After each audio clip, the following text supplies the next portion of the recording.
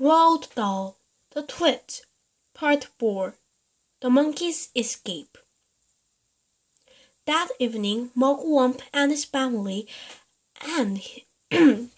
went up to the big wood on top of the hill, and in the tallest tree of all, they built a marvelous tree house. All the birds, especially the big ones, the crows and rooks and magpies, made their nest around the treehouse so that nobody could see it from the ground. "You can stay up here forever, you know," the roly-poly bird said. "Why not?" said Mugwump. "It's a lovely place." "Just you wait till the winter comes," the roly-poly bird said. "Monkeys don't like cold weather, do they?"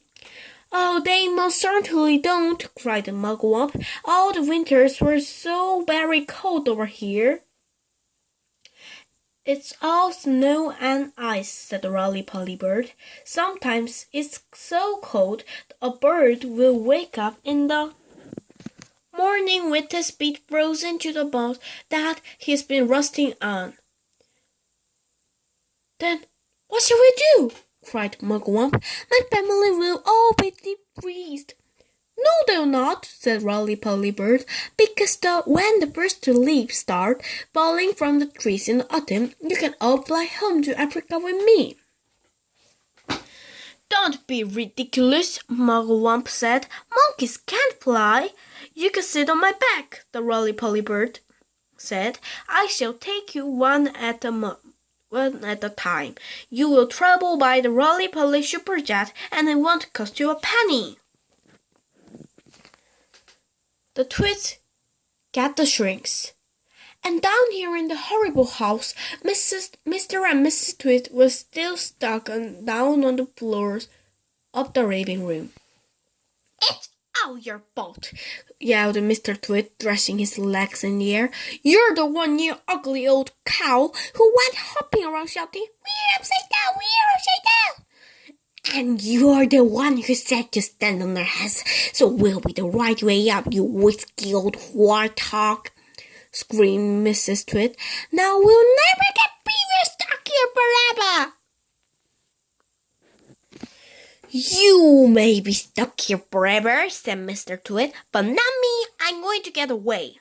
Mr. Twit wriggled and squirmed, and he squiggled and wormed, and he twisted and turned, and he toggled and churned, but the sticky glue held him to the floor just as tightly as it had once held the poor birds in the big dead tree. He was still as upside down as ever, standing on his head. But heads were not made to be stood upon. If you stand on your head for the very wrong time, a horrid thing happens, and this was where Mr. Twit got his biggest shock of all. With so much weight on it from above, his head began to be squashed into his body. Quite soon it disappeared completely, sunk out of sight in the fatty fold of his flabby neck. "I'm shrinking," bubbled Mrs. Twit. "So am I," cried Mrs. Twit. "Help me, save me, call a doctor," yelled Mr. Twit. "I'm getting the dreaded shrinks."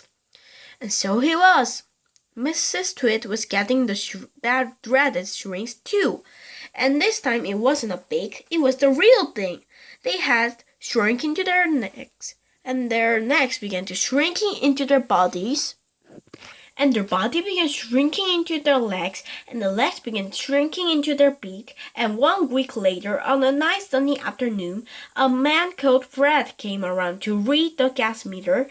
When nobody answered the door, Fred peeped into the house, and there he saw, on the floor of the living room, 2 bundles of old clothes, 2 pairs of shoes, and a walking stick.